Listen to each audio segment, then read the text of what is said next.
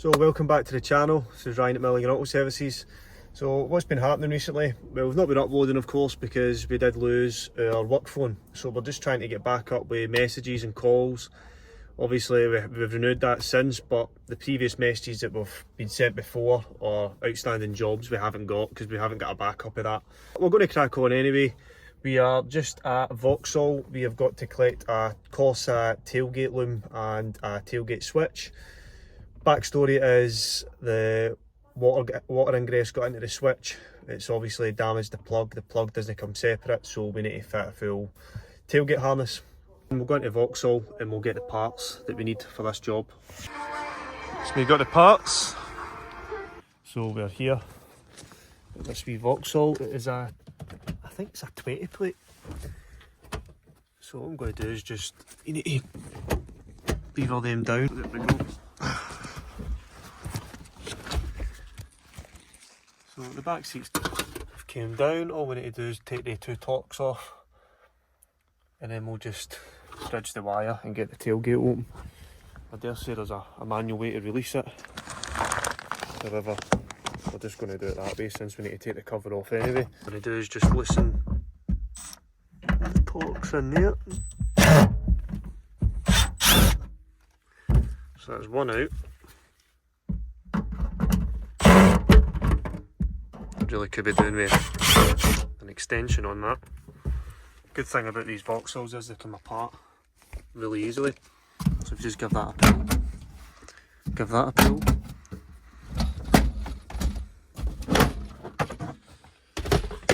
It comes off, easy peasy.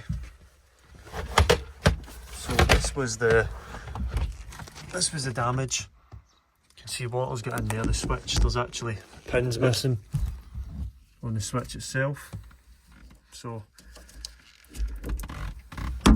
we're going to renew that anyway. So I'm just going to touch these together so you can hear the lock. So the tailgate's open and you can see, obviously we'll just take that apart because we've got the actual boot open anyway, but you can see we've got the switch that's held on the, which looks like two 10mm or 8mm nuts. I think that's what they are.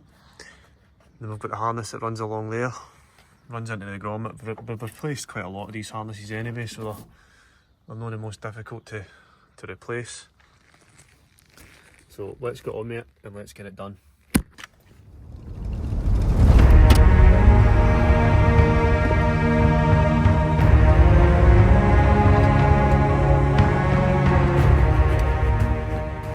So I have got the loom back on.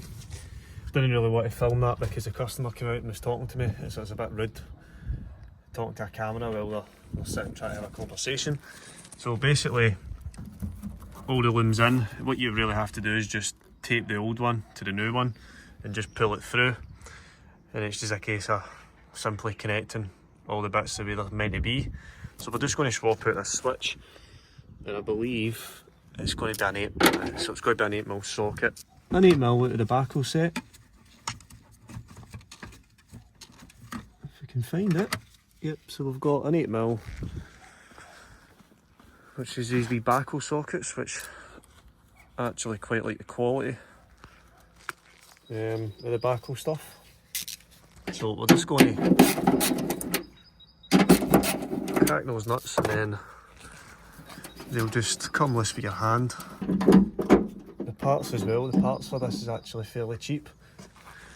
So you can see we've just got the old button out and you can see all the corrosion in there. I actually thought there was a pin missing for this, but there wasn't.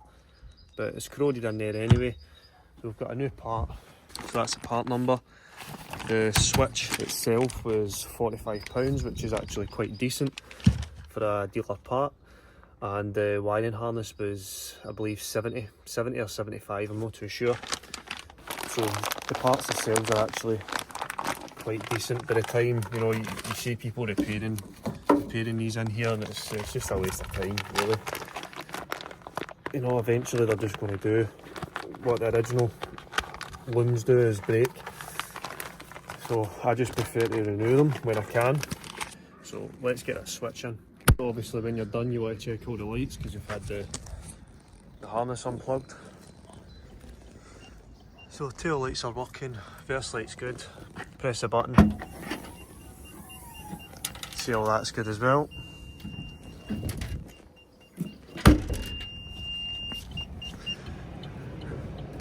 So we'll just turn that off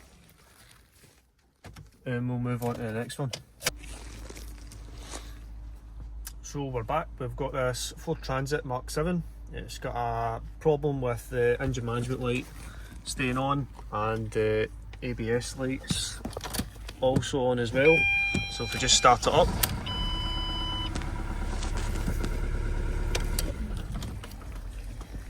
you can see that we've got ABS illuminated, the engine management light is illuminated as well. And we've done a health scan with the top down Phoenix Plus. So if we go here, you can see that the PCM lost communication with the ABS and CAN controller circuit bus off. So the CAN network is off due to the fact that they've not got any communication with the ABS module itself. So very simple to get into this ABS module. Just unplug it, test the powers and grounds, make sure we've got, I think it's 2 powers and then you've got a couple of grounds as well. So we'll load test them, we'll also check the CAN network, couldn't get it out there. We'll also check the CAN network and hopefully there's something missing because I don't really want to be taking the ABS pump out of this. Once you start messing with cracking off and letting air in the system and all that, these transits obviously rust. Can't get the bleed nipples off to bleed the brakes once the unit's back on. It's hopefully it's a wiring issue, that's all I can say. So it shouldn't be too difficult to get this ABS plug off. Saying that, I think the actual clip's broken because it's not doing anything, so it might be a wee bit of a pain to get up now. Maybe. So you can see the clip itself's just floating about there, it's not actually putting any tension on the locking tabs internally. So I'm going to just try and mount that. So fair enough, it just wiggled off. So obviously the good thing is we don't really need to look up a diagram just yet. So we've got 4 pins there, 2 of them will be power and the other 2 will be ground. So we just need to make sure that we've got a decent power and a decent ground, and then if that's alright we'll then look at the wiring diagram and hopefully it's nothing too sinister. So as per usual we've got our little H7 bulb. We'll just connect that to the body. We're also connected to a good ground as well. And we're just going to test the ground by placing that on the positive there at the jump post. You can see the bulb lights up. So all we need to do is test the powers and grounds. So there's nothing at that one. And there's, oh yep, so there's a power at that one. So we've got power coming to the bulb. And also, we'll try the next one. So there was a wee bit of spark there, so we know we've got power there. So the other 2, the outside pins here, those are going to be grounds. We're connected into the ABS plug on the 2 ground wires, and all we're doing is touching the crocodile clip to the jump post and there is nothing. So we'll just confirm that the bulb hasn't blew. So we're connected there to the positive and we're just going to, yep, so you see the bulbs lighting up even though we have got not the best ground there. So by the looks of it we've not got a ground going to the ABS pump, so it looks like we've got a bad ground here. So now I've swapped it over to the actual test lead and we're going to go into the ABS side, and you can see there's nothing on that at all. so we're missing a ground going to that ABS pump. So what if we apply a ground to that, it's temporary, and see if we restore communication with the ABS pump. We'll do that first, and that will confirm if we have got a good ABS pump to start with. I mean, it's very unlikely that the ABS pump and an earth will fail at the same time. So we'll quickly just attach an earth to that and see if the ABS comes back online. So I'll show you what I've done here. So we've just connected up an earth. We've removed the back cover of the ABS pump itself. You can see we're just back probed into one of the earth cables. We're just going to attach the ABS pump without the actual locking tab anyway, because it's not working. So you can see we're just back probed in there. ABS pump is connected, and all we need to do is find a decent ground on this rusty 57 plate transit. Don't get me wrong, even the new transits are rusty as anything as well, so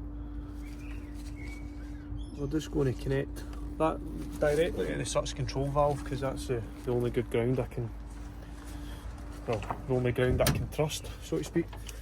And we'll just turn on the ignition. Now you can see there we've not got any communication with the anti-lock braking system. That's why it's grey, and obviously these here, we don't have them. That's for the parking assist audio control module, and that's for the coolant heater. So we're going to try and connect into this ABS. So we've restored communications. So we know for a fact that the ABS is the ABS wiring to the pump has got a bad ground. So I think we'll just chop the grounds that are there and run a fresh ground to the ABS pump to prevent any issues in the future. So we've established that on this one there's a bad ground. So what I'm actually going to do is just to show you the difference between load testing and checking with a multimeter. So we'll test it with the multimeter and we'll see what reading we've got there. Obviously you know what's happening when we're load testing it. There's nothing at all, the bulb won't light up. That's because it's put under load. So you always need to remember, voltage is the push and current's the flow. So if you're not putting it under any load, it's not under those sort of conditions where you might see the fault. So we're going to see what the readings will be with the multimeter alone and see if there's any difference in them. So I'll show you my setup here in a minute, but we've just attached the multimeter directly to the earth pin in one of the power supplies of the ABS plug. So if we look down here, we've got our two test leads connected up, and we've just got a multimeter here. So if we switch this on, you can see that we have got voltage. You should always load test your powers and grounds to be accurate. So you can see in there, that is where our ABS earth is meant to be. Obviously transits aren't really shy with their earthing issues, so what we're going to do is just chop that off and put it in a better position where it can actually get a decent ground. So that's us good to go. Had it running for a wee bit. Got no further warning lights on. Full system scans came back clear. Hopefully no other faults come up in the PCM. So we obviously fixed that earth that was going on to the near side arch area. So we've fixed that, we've put that onto a good earth point. So you can see we've got a clean sheet. Hope this video made sense. I've stopped using the mic. The reason I've stopped using that is because about an hour's worth of footage that I had, it was just too much background noise and I couldn't use it. So that's why, another part of why I couldn't upload. Obviously apart from losing my phone as well, but that doesn't help it. So if anybody's got any recommendations of any good mics that can plug into the iPhone, let me know and I'll buy it. So let's move on to the next one, which is a battery drain. So we're at our next job. This is a battery drain one. It's a Mitsubishi Mirage, if that's how you pronounce it. What we're going to do is we're going to connect our meter up on the in series with the battery earth terminal, and we'll just see what sort of drain this has got. Hopefully this has got a drain, because a lot of the times when we turn up to cars that have got suspect drains, they don't end up having any drain at all. So hopefully it's quite a large drain. I've not asked the customer if, because it's at a garage, I've not asked the customer if the vehicle's draining overnight or if it's over a week or two or whatever. So we'll just connect the meter. So you can see there, we've got, sitting right now, it's just slowly going to sleep. So it's already down to 90 milliamps, which is still too high. So we just need to wait and see if the vehicle drops down any further. So this is why people don't want to do battery drains, because sometimes you can just completely waste your time, and you always need to charge a minimum while doing these because they can be very intermittent. So we've got a reading there of 10 milliamps. So the battery drain is not present. You can see it's a new battery. We've tested the battery and the battery's passed. So we're going to call that a day, guys. Thanks for watching. I'll see you next time.